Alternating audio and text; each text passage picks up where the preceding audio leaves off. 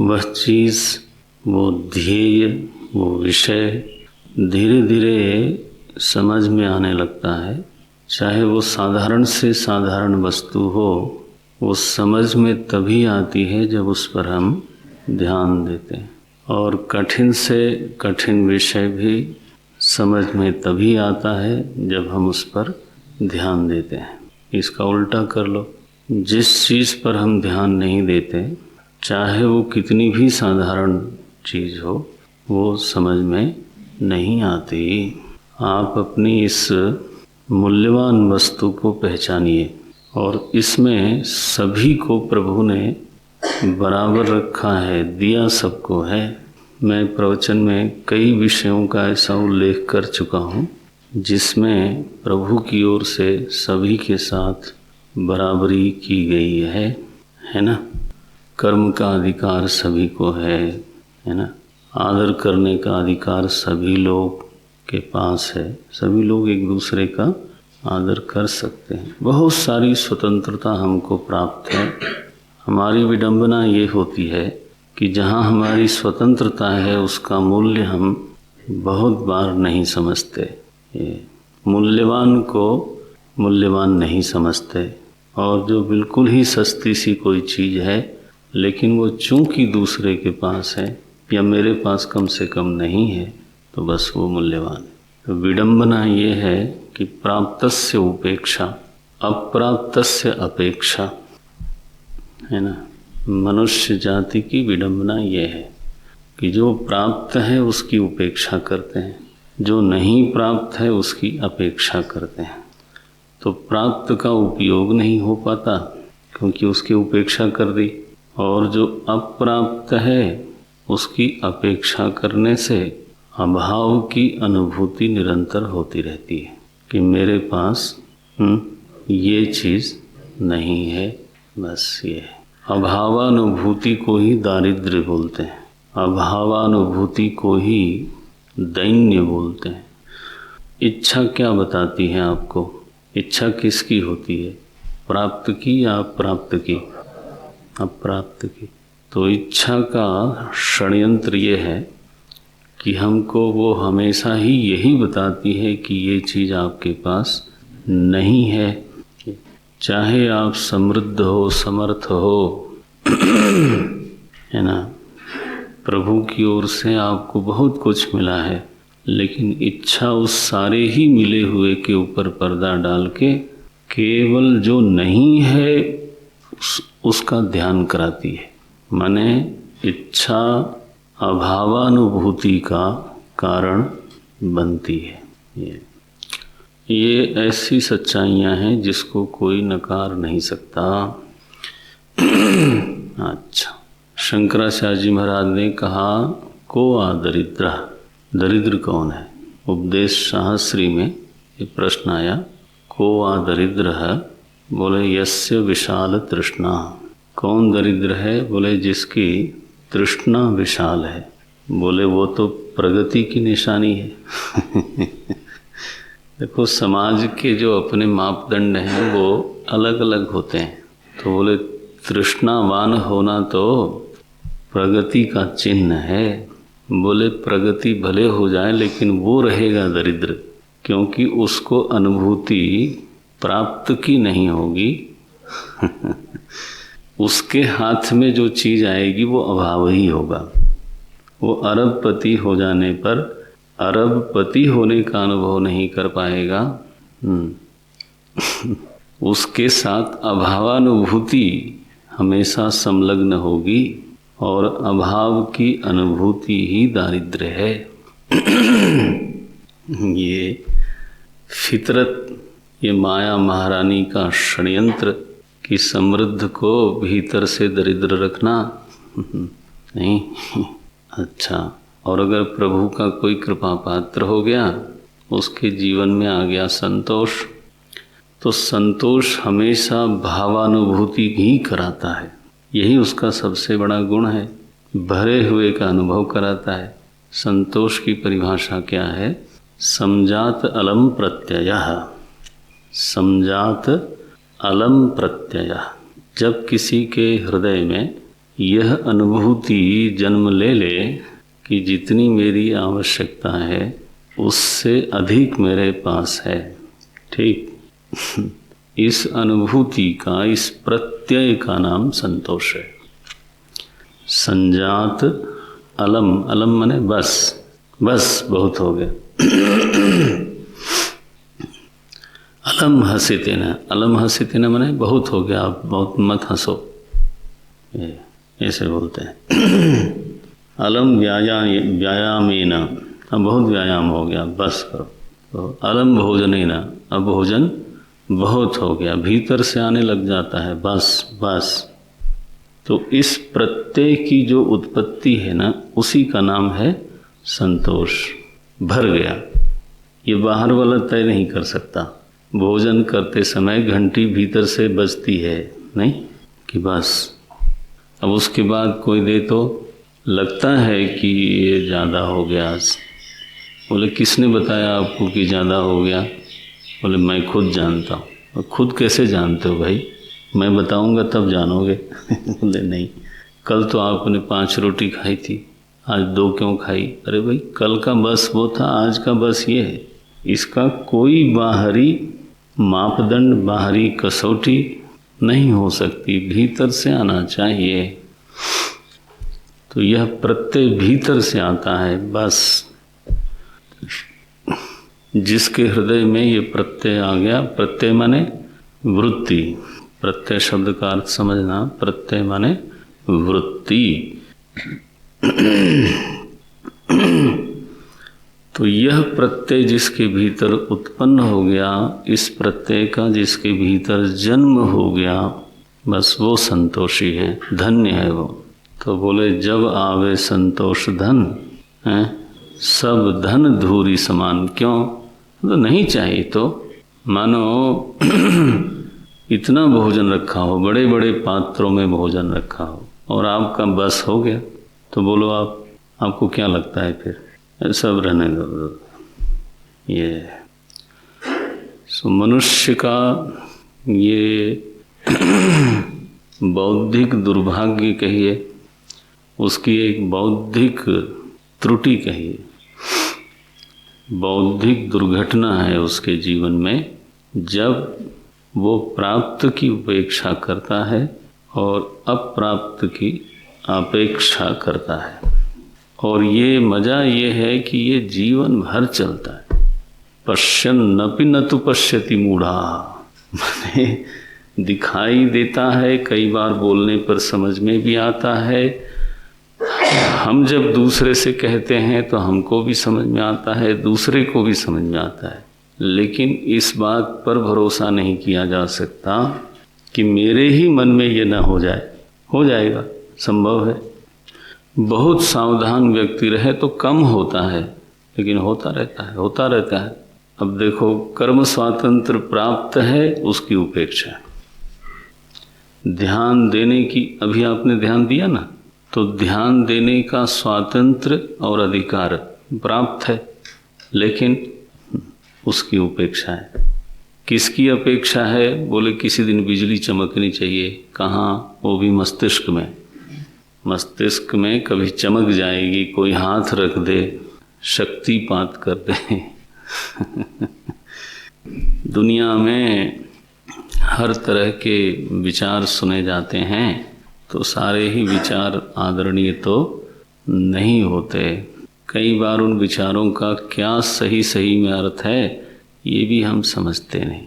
अब शक्तिपात आदि का बहुत विचार सुना जाता है, और उसका क्या अभिप्राय है और वो शास्त्र सम्मत है भी कि नहीं है।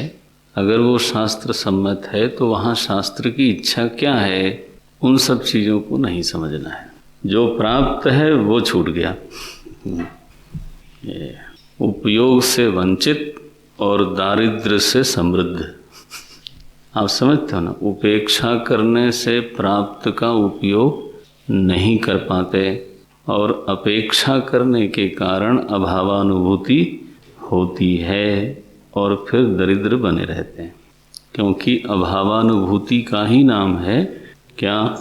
दारिद्र्य। जीवन में ऐसा कौन है जो कहे कि अवसर नहीं मिला, अच्छे अवसर नहीं आए, उसकी उपेक्षा। और फिर किसी कल्पित अवसर की प्रतीक्षा, वो जब आएगा तो वो भी छूट जाएगा। हाँ, आदत पड़ी है, हम बलिदानी लोग हैं। कई तो महाराज इतनी छोटी छोटी चीज़ों के लिए, शुभ्र जीवन का बलिदान करने के लिए बिल्कुल तैयार रहते हैं। बलिदान हो जाऊंगा मैं। मूर्ख हो, जिसके लिए बलिदान करना चाहते हो वो तुमको पता नहीं ध्यान भी देता है कि नहीं देता है। लोग धन के लिए बलिदान हो जाते हैं, वो आपको पहचानता ही नहीं।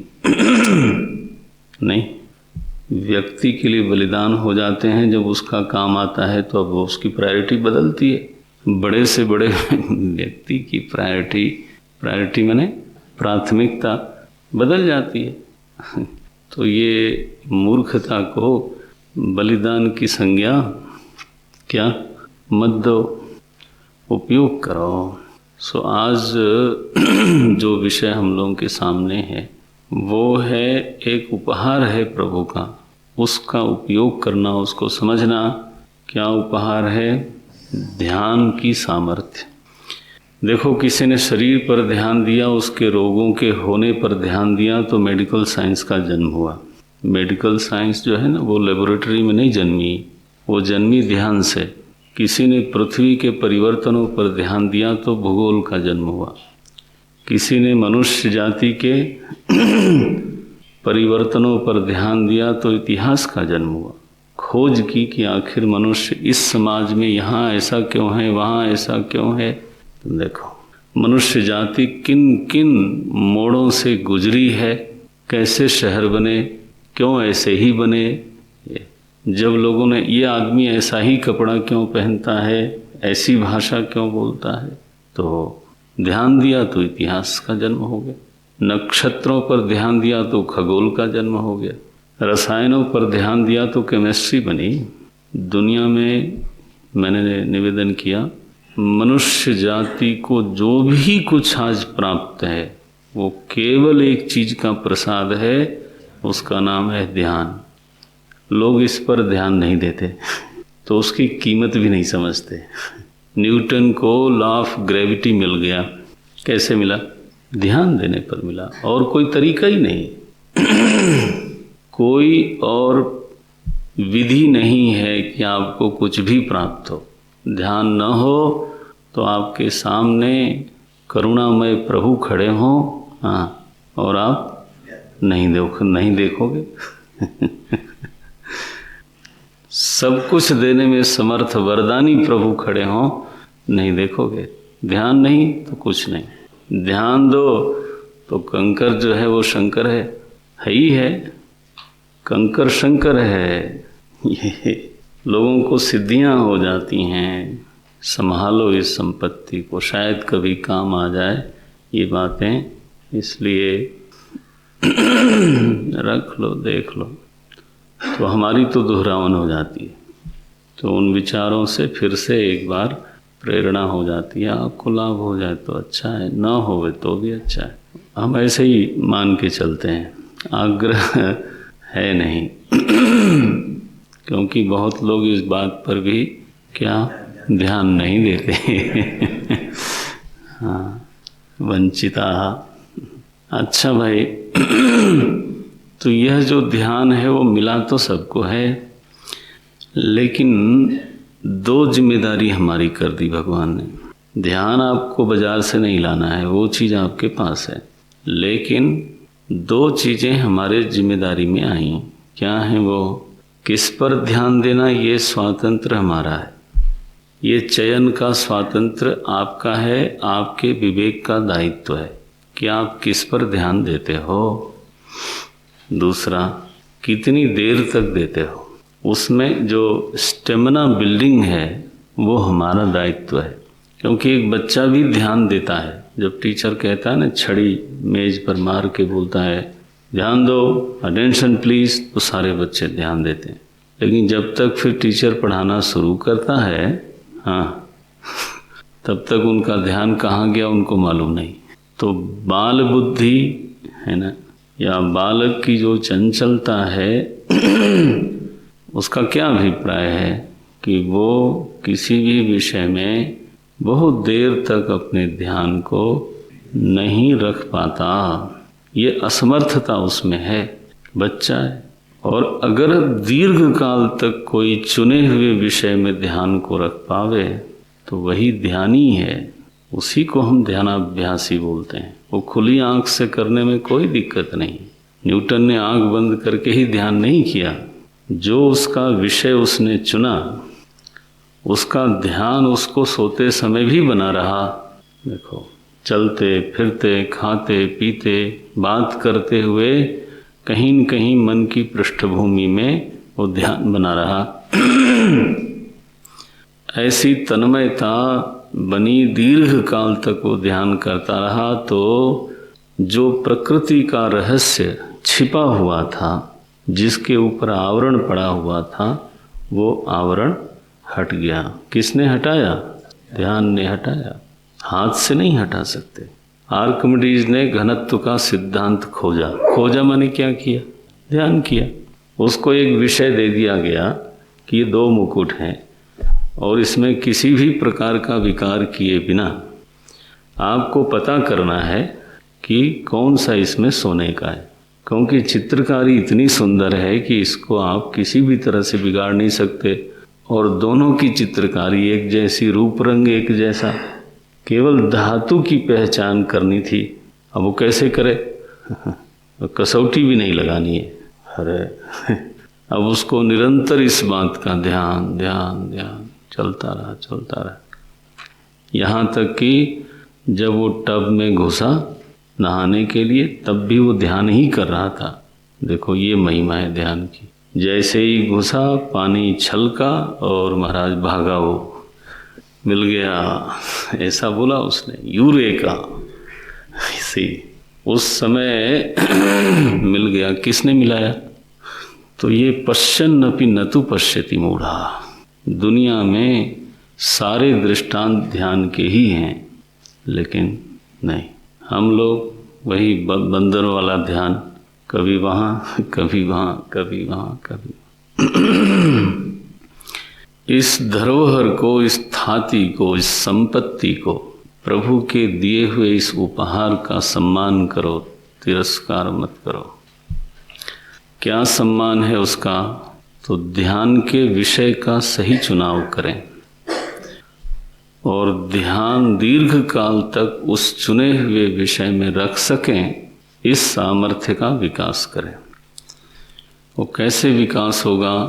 बोले, रोज इसका अभ्यास करने से धीरे धीरे धीरे धीरे दीर्घ काल तक ध्यान बनाए रखने में सफलता प्राप्त हो जाती है। दूसरी बात, राग द्वेषात्मक जीवन नहीं होना चाहिए। दिनचर्या में अथवा लोगों के साथ व्यवहार में, है ना, तो बहुत सतर्कता होनी चाहिए। व्यवहार ऐसा हो कि व्यवहार करने के बाद आप उसको भूल सकें। शुद्ध व्यवहार का ये सबसे बड़ा लक्षण है कि जबरदस्ती आपको याद न करावे। जिस व्यवहार को याद करना ही पड़ता है, तो भाई ज़रूरत है तो आप ही याद कर लो, लेकिन बिना ज़रूरत के वो सिर पर चढ़ा रहता है, ऐसा व्यवहार तो फिर क्या बोलोगे इसको? अशुद्ध व्यवहार है। जब आपका किसी से झगड़ा हो जाता है तो बोलो, आप ध्यान देते हो या वो आपके ध्यान में घुसा रहता है? करो ध्यान, जरा बताओ। कभी हो नहीं सकता।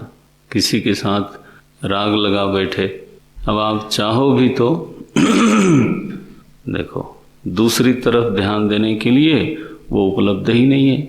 आपके सिर पर आपकी आसक्ति भूत की तरह सवार हो गई। लो, आप साधु बने बैठे हो। काहे का साधु? दंभ हो गया ना उस समय। बोले हम भोगी ही बन जाएंगे। आज तक किसी का भोग किसी के साथ रहा है? मूर्ख हो और कुछ नहीं। ना आप साधु रहे, हाँ जी, बिल्कुल नहीं। चैलेंज है, बताओ कौन सा ऐसा व्यक्ति है जिसका भोग हमेशा उसके पास रहा हो? कभी नहीं हो सकता। यही तो सच्चाई है। अरे तुम्हारी इंद्रियां ही शिथिल हो जाएंगी, तुम क्या करोगे? किस बात की बात करते हो? ना समझी की बात। ओम ओम ओम। सो अभ्यास वैराग्याभ्याम तन्निरोध। ध्यान की सामर्थ्य का विकास इन्हीं दो साधनों से होता है। ये भगवान ने कहा, यह महर्षि पतंजलि ने कहा, और उन लोगों ने कहा तो आप उसको फिर आप जरा गंभीरता से ले लो, क्योंकि ये जो महाराज जी की भाषा में छुट भइये लोग आते रहते हैं बीच बीच में, हैं, उनकी बात न करो। ये तो शाश्वत सिद्धांत है। ध्यान सामर्थ्य का विकास निरंतर अभ्यास करने से होता है, और राग द्वेषात्मक प्रवृत्ति नहीं होनी चाहिए, आवेशात्मक प्रवृत्ति नहीं होनी चाहिए। व्यवहार में शुद्धता जितनी बना सकें वो बनाने से फिर ध्यान की सामर्थ्य बढ़ती है। आप कल्पना करो, न्यूटन की कहीं आसक्ति होती तो वो साइंटिस्ट हो पाता? अगर आर्किमिडीज का मन बिखरा होता तो कभी नहीं हो सकता। विरक्त मन उपलब्ध होता है, आसक्त मन असल में कहने के लिए उसके पास मन है। हाँ जी, सच्ची बात यह है कि उसके पास उसका मन है नहीं। वो तो महाराज कहने के लिए उसका तन है, उसके पास तन है नहीं। अरे बोले महाराज हमारा शरीर हमारे पास नहीं। बोले नहीं है, तुम्हारे उपयोग के लिए नहीं है। तुम चाहते हो शरीर को बैठाना, वो चाहता है दौड़ना, क्या करोगे फिर? अब लोभ हो रहा है तो गीता जी का श्लोक बोलने का, ओम नारायण। तो गीता जी का श्लोक बोलते समय 2-3 बच्चों की ओर ध्यान जाता है, इंक्लूडिंग अनुरुद्ध जी की ओर। कौन सा श्लोक बोलना चाहता हूँ बताइए? नहीं बोले आत्मा ही आत्मनो बंधु, आत्मैव रिपु, आत्मैवरात्मनो बंधु, आत्मैव। अच्छा, ये छठे अध्याय का आरंभ का श्लोक है। मेरे ख्याल से 5वां, 6वां, 7वां ऐसे होगा कुछ, हैं 5वां। लेकिन 6वां श्लोक देखो बस 1 सेकंड के लिए। वहाँ भगवान ने कहा बंधुरात्मात्मनस्तस्य येनात्मैवात्मना जिता। यही है ना? तो वह व्यक्ति अपना मित्र है जिसने अपने आप को जीता है। लेकिन निचली पंक्ति बड़ी इंटरेस्टिंग है। वो क्या बोलते हैं? अनात्मनस्तु शत्रुत्वे वर्तेतात्मैव शत्रुवत्। अनात्मनस्तु बोल दिया। भगवान की वाणी देखो, बोले तो जिसने अपने आप को नहीं जीता है सच में उसके पास कुछ है ही नहीं। अनात्मनस्तु, न उसके पास तन है न उसके पास मन है। ये भगवान की वाणी है। पहले वाले को बोला कि जिसने अपने आप को जीता उसका आत्मा ही उसका बंधु है। आत्मा माने व्यक्तित्व, तन मन, और उसका तन मन उसका मित्र है, परम मित्र है। लेकिन जिसने नहीं जीता, भगवान कहते हैं उसके पास वो चीज़ है ही नहीं। बोले है ही नहीं का क्या मतलब है? बोले क्योंकि वो उसका उपयोग नहीं कर सकता, तो नहीं ही समझो। अच्छा, तो नहीं है, चलो मान लिया। बोले नहीं, एक तो वो तुम्हारे पास नहीं है, दूसरे वो पराई हो करके तुम्हारे से दुश्मनी करती है। शरीर या तो मित्र होगा और या तो उदासीन कभी नहीं होगा। ध्यान देना, शरीर तुम्हारा या तो तुम्हारा मित्र है और या तो शत्रु है। शरीर कभी उदासीन तटस्थ नहीं हो सकता। अनुभव देखो अपना, या तो स्वस्थ है तो मित्र है, और हाँ जी नंबर 1 दुश्मन बन जाता है। अच्छा, बोले तुम्हारा मन या तो मित्र है, हाँ जी, हाँ 2 ही कैटेगरी। भगवान ने साफ कहा शत्रुत्व वर्तेता। ये ऐसी गीता अमृत बोलते हैं। लेकिन क्या करें, उस पर भी जब तक ध्यान न दो यही तो आपके पास संपत्ति है। उस पर भी जब तक आप ध्यान न दो कुछ नहीं पकड़ में आता। अनात्मनस्तु शत्रुत्वे वर्तेत आत्मा एव शत्रुवत्। बोले अरे तुम्हारी वाणी तुम्हारे लिए वरदान भी बन सकती है। और है ना, वो जीभ को जो है ना, दांत कई बार काट गया तो जीभ ने कंप्लेन किया कि जब देखो तब हमें काट देते हैं। तो उसने कहा ठीक है, तुम्हारे पास तो बड़ी सामर्थ्य है, दांतों को जरा शिक्षा दो एक दिन। तो महाराज जीभ ने किसी को, जो उससे तगड़ा आदमी था, उसको गाली दिया। फिर उस आदमी ने 32 बाहर कर दिया। हाँ, बोले तू रोज काट देता है, चल बाहर लो। अरे महाराज, शत्रुत्व वर्तेत। अच्छा भाई, तो ध्यान का विकास करना है, ये एक प्रोजेक्ट है आदमी के पास, करना चाहिए। यही भगवान के दिए हुए उपहार का सम्मान है। ये नहीं करना भगवान के दिए हुए उपहार का तिरस्कार है, अपमान है। और तुम कहते हो मैं भगत जी हूँ। काहे का भगत जी? मान लो मैं आपको एक फूल दूँ और आप उठा के फेंक दो, तो आपने हमारा सम्मान किया। बोले नहीं, मैंने आपका कुछ नहीं किया, मैंने तो फूल फेंका। फूल फेंका माने, अगर बड़ा व्यक्ति कोई उपहार देता है या कोई छोटा भी कुछ उपहार देता है, उसको सही तरीके से संभालना, ये उस व्यक्ति का सम्मान है। नहीं, यहाँ भगवान एक चीज़ देते हैं आपके लिए, सर्वस्व वरदान करने वाला, तो उसको हम फेंकते जाते हैं। ये वानर प्रवृत्ति, चंचलता माने क्या? वानर प्रवृत्ति, शाखा ते शाखा पर जाई। यही कहा हनुमान जी ने, अपनी दीनता दिखाने के लिए कहा प्रभु हम क्या कर सकते हैं। शाखा मृग के बड़ी मनुसाई, शाखा ते शाखा पर जाई। कभी इस शाखा पर, कभी इस शाखा पर, कभी इस शाखा। तो वानर प्रवृत्ति से नर प्रवृत्ति में आ जाइए कृपा करके, नहीं तो लोग कहेंगे वाह नर, पता नहीं ये मनुष्य है कि नहीं। वानर माने क्या? वाह माने या, ये ऐसा है। अच्छा भाई, अब दूसरी बात कही हमारी जिम्मेदारी की, क्या थी वो? हैं? बोलो, एक आदमी बोला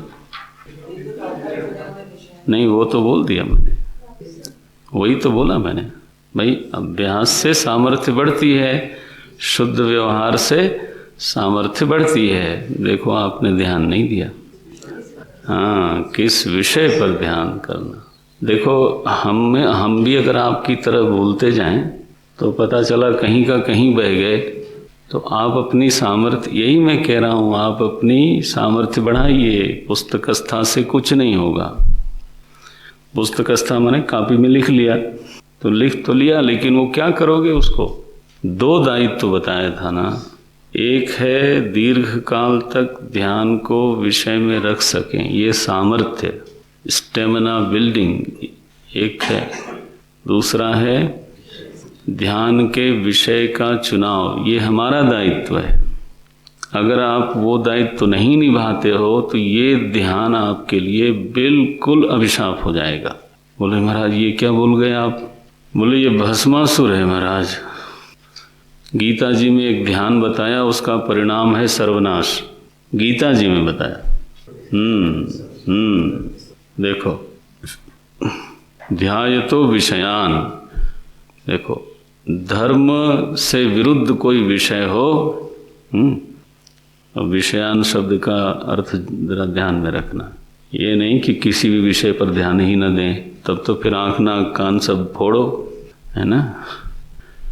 धर्मा विरुद्धो कामोस्मि, तो धर्म के विरुद्ध कोई विषय हो और उस पर आप ध्यान करते हो बैठ के, है ना, पेड़ के नीचे बैठ के, नीले गगन के तले। हाँ, ओ महाराज वही ध्यान धीरे धीरे फिर क्या करेगा? संगस्तेषु उपजायते संगात संजायते कामा कामात् क्रोधो विजायते क्रोधात् भवति सम्मोहः सम्मोहात् स्मृति विभ्रमः स्मृति भ्रंशात् बुद्धि। ये किसका फल है? बुद्धि नाश। ध्यान का। ध्यान से बुद्धि नाश का आपको लाभ हो गया। क्या उपलब्धि है, बोले ये बड़े ध्यानाभ्यासी हैं। कहाँ पहुँचे? बोले भ्रष्ट नष्ट हो चुके, बुद्धि नाशात प्रणश्यति। ध्यान एक चीज है, और अगर वो अशुभ विषय में संलग्न हो जाए तो वह नाश तक पहुंचा सकता है बहुत आराम से। इसलिए साधक के लिए ये उतना ही महत्वपूर्ण है कि वो ध्यान करता है तो कहाँ करता है, किस पर करता है। विवेक पूर्वक, समझदारी पूर्वक, है ना, ध्यान के विषय का चुनाव होना चाहिए। सो ध्यान के विषय का चुनाव ठीक करने के लिए जो साधन है, क्या है वो विवेक है। और सामर्थ्य बढ़ाने का साधन है वैराग्य और अभ्यास, दोनों बोला करो। ये देखो 3 साधन निकल आए, अभ्यास वैराग्याभ्याम। तो अभ्यास और वैराग्य ये साधन है सामर्थ्य विकसित करने के, ठीक। और विषय का सही चुनाव करने का साधन है विवेक, और विवेक का साधन है सत्संग, श्रवण। सत्संग बिनु सत्संग विवेक न होई। बोले मैं खुद ही विवेक पैदा कर लूँगा, कोई कर भी सकते होंगे, लेकिन ज़्यादातर लोगों का नहीं हो सकता। गोस्वामी जी ने तो इसको नहीं माना, मैंने तो मान लिया थोड़ी देर के लिए कि कोई का हो ही जाए। लेकिन गोस्वामी जी ने कहा भाई ये हो नहीं सकता। उन्होंने कहा 4-5 चीज़ें जो मनुष्य को बड़ी ऊंची ऊंची मिलती हैं, उसका और कोई स्रोत नहीं है। क्या क्या बोलते हैं वो, कोई यहाँ चौपाई बोलने वाला तो दिखता नहीं। तिवारी जी रामायण प्रेमी तो हैं, लेकिन अब क्या करें, बस एक कातिल मुस्कान के साथ चुप रहते हैं।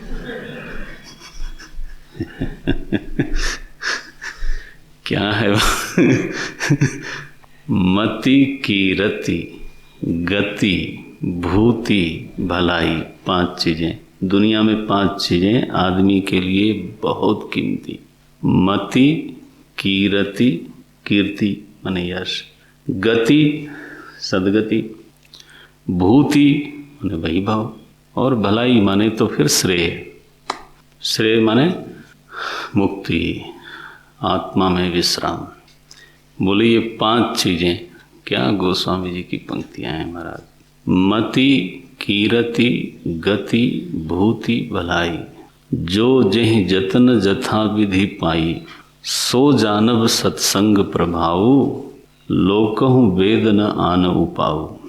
बोले जिसको भी जब भी जहां भी मिली है, ये चैलेंज देखो, जिसको भी जब भी, जब माने अगर वो 16वीं शताब्दी में 12वीं शताब्दी में भी किसी को मिली हो तो भी, और जहाँ जहाँ माने यूरोप में हो, अमेरिका में हो, हिंदुस्तान में हो, ऑस्ट्रेलिया में, कहीं भी हो, सो जानब सत्संग प्रभाव।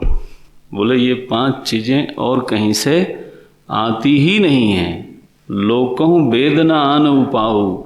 बोले और कोई उपाय न वेद में है। अरे महाराज वेद को भी मना करते हो। बोले वेद भी तभी समझ में आता है जब सत्संग होता है। लोक में भी चीजें तभी मिलती हैं जब अच्छे लोगों का संग हो जाए।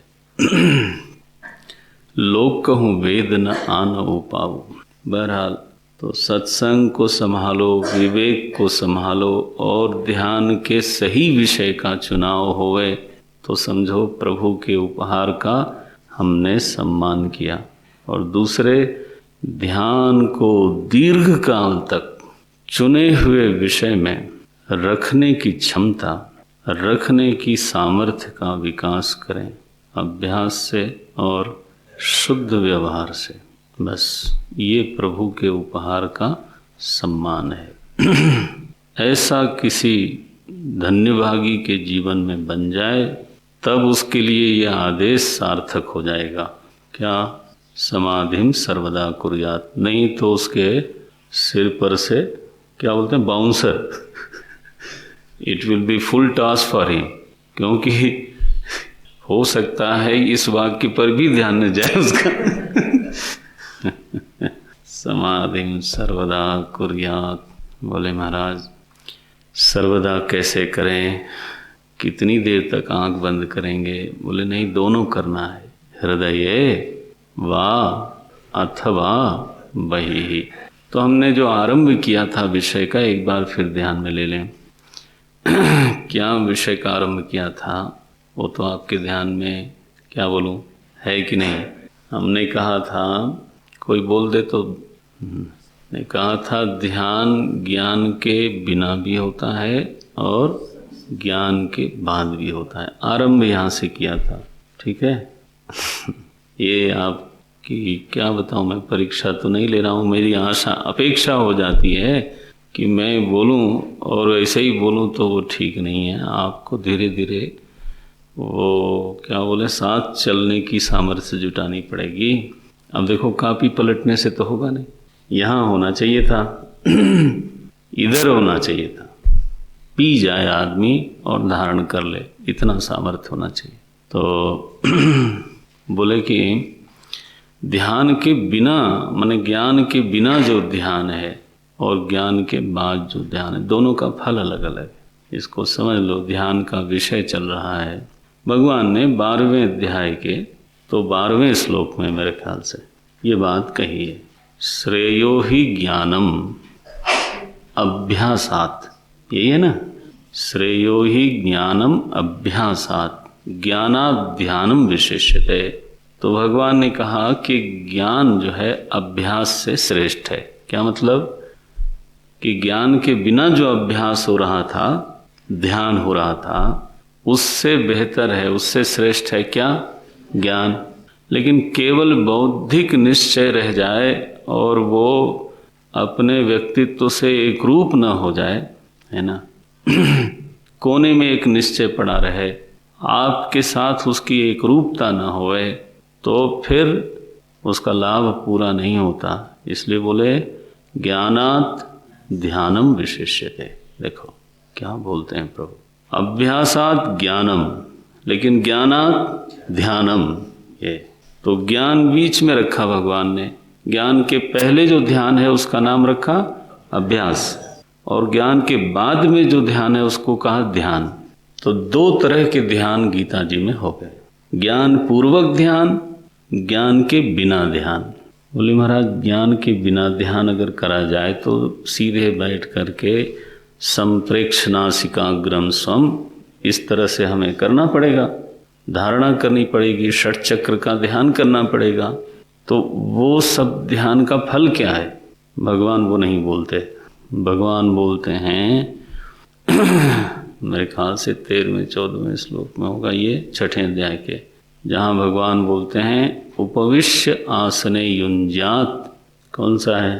13वां है, उपविश्य आसने, ये दूसरी लाइन है, 12वां, गुड। उपविश्य आसने युंजात योगम आत्मविशुद्ध है। देखो कितना सुंदर साफ फल बताया। बैठ के ध्यान करे साधक, उससे क्या होगा? आत्मविशुद्ध है, ये उसके आत्मा की शुद्धि होगी। आत्मा जो शुद्ध है वो तो क्या शुद्ध होगी? तो अंतःकरण शुद्ध होगा, उसमें शांति का आविर्भाव होगा, उसमें एकाग्रता बढ़ेगी। तो मैं इसलिए निवेदन कर रहा था आरंभ में कि ध्यान किसी भी तरह से मनुष्य के लिए वरदान है, लाभकारी है। यही बात शुरू में कही थी, है ना। तो बोले मैं जान लूँगा तभी ध्यान करूँगा। अब ये सब बात टालने वाली है, अपने को धोखा देने वाली बात है। आप शुरू करो, आप बैठना शुरू करो, देखो उसका लाभ। ऐसा लाभ है महाराज मैं क्या बताऊं।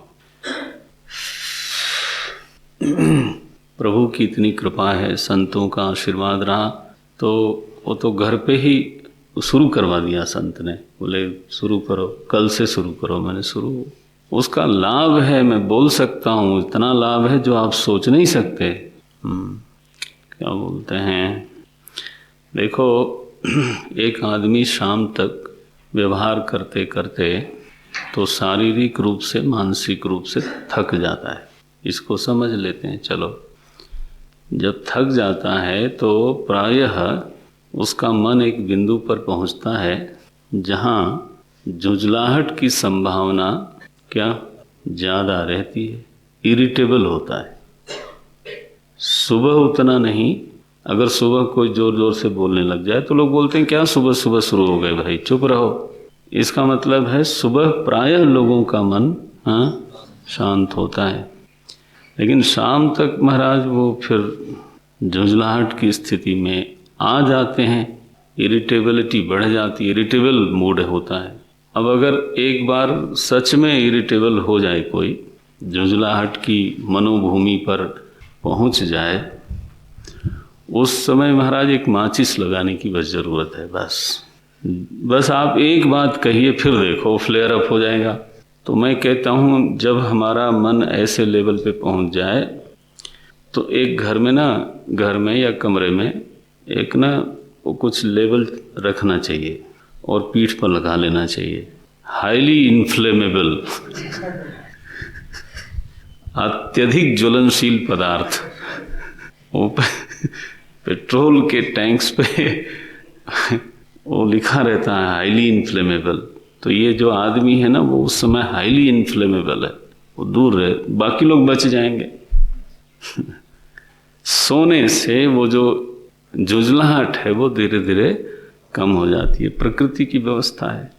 मानो 90% से 40% पर आ गई, सो के उठे तो 40% है, तो लोगों को लगता है शांत है। लेकिन जब आप 40% से दिन की शुरुआत करते हो, तो उसको 90 बनने में कितनी देर है से 2-4 घटनाएं घटी तो बस चढ़ा पारा एकदम।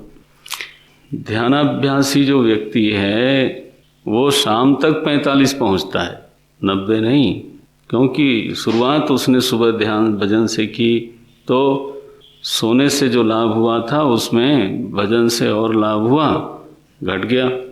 अब बढ़ते बढ़ते 40 तक पहुँचे, और क्या कर सकते हैं। तो उनकी वाणी शाम तक कभी तेज नहीं होती, ये देखना चाहिए। आप तो कुछ भी फेस नहीं करते हो, जो लोग फेस करते हैं दिन भर, उनकी मुद्रा देखो और उनकी वाणी देखो। अगर अनुकरण ही करना है तो उन लोगों का करके देखो। आप तो अपने आवेश को, विकार को जस्टिफाई करने में लग जाते हो, मूर्ख हो। देखो उनकी स्थिति, एक गहरा शांत, बड़े से बड़े विक्षेप आते हैं, वो उसमें समा जाते हैं। चित्त गहरा है ना, समा गया, छुट्टी। ऐसा नहीं पलायन है, उस समस्या का समाधान किया जाएगा, लेकिन उसका एक तरीका होगा। फिर सोए, फिर भजन किया, तो जो बिना ज्ञान के यह जो ध्यान है वो हमारे व्यवहार को, हमारी वाणी को रोज बेहतर बेहतर बेहतर करता जाता है। और जिस महापुरुष के जीवन में इतनी शांति है, जब वो स्वाध्याय करता है, जब वो किसी के साथ विचार करता है, तो जितना मर्म में वो प्रवेश कर सकता है, उतना झुंझलाया हुआ व्यक्ति क्या प्रवेश करेगा। वो चाहे 1 घंटा बैठ के पढ़े, नहीं क्या, कई बार हम लोग पढ़ते हैं, वो पेज जो है ना पढ़ जाते हैं, फिर लगता है कुछ समझ में, एक बार फिर और पढ़ो, 4 बार उसी पेज को पढ़ते हैं और फिर खाली हाथ उठते हैं, बोले यार समझ नहीं आई। समझ में नहीं आया माने क्या। एक व्यक्ति है फोटोग्राफिक, बिल्कुल ऐसे देखता है, पेज का पेज पढ़ता है, लाइन भी लाइन नहीं। आखिर क्या है उसके पास, वो शांत है, ध्यान की सामर्थ्य विकसित है। ऐसे लोग फिर अपने लिए भी धन्य हैं और दूसरे को भी वही लोग कुछ कर पाते हैं। दूसरा आदमी अपने को ही संभालने में मुश्किल है, दूसरे को भी परेशान करता है। ये तो स्वामी जी ने एक बार लिखा किसी को कि it seems to me that you are a disturbed person and disturbing others also. ये लिखा उन्होंने, you are a disturbed fellow and disturbing others also. क्या आप आशा कर सकते हो कि जो डिस्टर्ब्ड है वो दूसरे को शांति देगा? तो इसको बोलते हैं ज्ञान के बिना वाला जो ध्यान है, अभ्यास, जिसको प्योरली आप चाहो तो कह सकते हो, ये एक प्रकार का अभ्यास है, धारणा का अभ्यास है, प्राणायाम है ना, आसन आदि है। ये सब चित्त शोधक, मन को गहरा बनाने वाला, मन को प्रशांत करने वाला, ध्यान की सामर्थ्य को दीर्घकालिक बनाने वाला साधन है। वो जरूर करना चाहिए साधक। अनिर्विण्ण चेतसा, बोले खिन्न होता है ना बैठने के बाद मन भगवान का, देखो बोले तब भी करना चाहिए। अगर तो मानो आप ध्यान करने बैठे और मन खिन्न हो गया, उब गया, भगवान कहते हैं चाहे उब जाओ लेकिन फिर भी रोज करो। निश्चयेन योक्तव्यः योगः अनिर्विण्ण चेतसा, ये लिखा। लोग ध्यान की बातें नई नई करें, उसमें मेरी कोई रुचि नहीं है। जो आपके सदग्रंथ में अमृत है ना, अब जो मैं बोल रहा हूँ जितना, उसमें आज मैंने गीता जी का सबसे ज़्यादा सहारा लिया या योग दर्शन का। ये तो हमारे सर्वमान्य सदग्रंथ हैं भाई। वो एक यहाँ आए सज्जन, बोले हम MSY वाले हैं। मैंने कहा MSY क्या होता है? बोले महासमाधि योग, नाम रखा है MSY। मैंने कहा ये मार्केटिंग है भाई, भिन्न भिन्न नाम आप देते हो, सनातन शब्द आपको क्यों समझ में नहीं आता? गोस्वामी जी से पूछा गया कि आपका मार्ग क्या है? बोले मेरा कोई मार्ग नहीं है। प्रथम मुनि न हरि कीरति गाई, यही मग चलत सुगम मोहि भाई। बोले पहले हमारे बड़े बड़े मुनियों ने जिस तरह से कीर्ति गाई है प्रभु की, हम उसी रास्ते पे चलते हैं। ये कोई तुलसी मार्ग नया, उसमें हमारी कोई रुचि नहीं है। ये प्रभु करे आप लोगों को भी ये पक्का हो जाए, समझ में आ जाए। ये सनातन मार्ग टेस्टेड एंड टेस्टेड, इधर उधर क्यों जाना? जूडो कराटे खेलने के लिए गुरुदेव बोलते थे मेंटल जूडो कराटे, वो क्यों करना है? 2 काम तो हमारे जिम्मेदारी पे भगवान ने लगाया। क्या? विषय का चुनाव और ध्यान को दीर्घ काल तक बनाए रखने की सामर्थ्य का विकास। ये 2 जिम्मेदारी अगर हम निभाते हैं, दोनों का साधन क्या बताया? सामर्थ्य विकास का साधन है शुद्ध व्यवहार और अभ्यास, और सही विषय का चुनाव करने का साधन है विवेक, और विवेक का साधन है सत्संग। इतना विषय आज हमने लिया, इसको ध्यान में रख लें। और पहली बात ये ध्यान में रखें कि दुनिया में जो भी हमें प्राप्त हुआ है वो ध्यान से ही हुआ है। ये उपहार है प्रभु का, उसको संभालें, उसका सम्मान करें, उसका उपयोग करें। जो उपेक्षा हो रही है वो एक तरह का पाप है। पाप, प्राप्त की उपेक्षा पाप है, उससे बचना चाहिए। ओम, आज इतना ही। ओम पूर्णमदः पूर्णमिदं पूर्णात् पूर्णमुदच्यते पूर्णस्य पूर्णमादाय पूर्णमेवावशिष्यते। ओम शांति शांति शांति। हरिः ओम। श्री गुरुभ्यो नमः। हरिः ओम।